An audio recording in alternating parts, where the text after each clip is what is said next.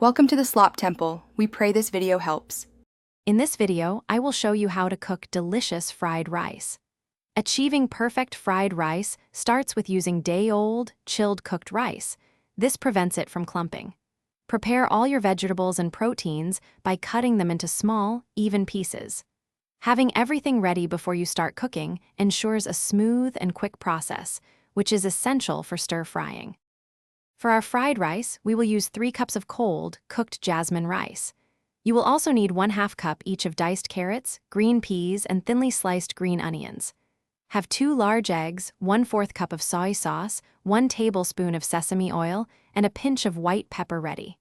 A great protein option is 4 ounces of cooked chicken, shrimp, or firm tofu, cut into small pieces. Start by heating 2 tablespoons of vegetable oil in your wok over medium-high heat until it shimmers. If using a protein, add it now and cook for 2 to 3 minutes until it's lightly browned, then remove it from the wok.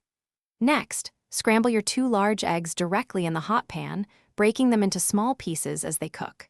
Then, add the diced carrots and peas, stir-frying them for about 2 minutes until they are slightly tender. Now, add the 3 cups of cold, day-old rice directly into the wok with your cooked vegetables and eggs. Use your spatula to break up any clumps, ensuring the rice mixes thoroughly with everything. Pour in 1/4 cup of soy sauce and 1 tablespoon of sesame oil, then stir vigorously to coat all the rice evenly. Continue stir-frying on high heat for 3 to 5 minutes, allowing the rice to develop a slight crispness. Thanks for watching. Consider subscribing if we helped you.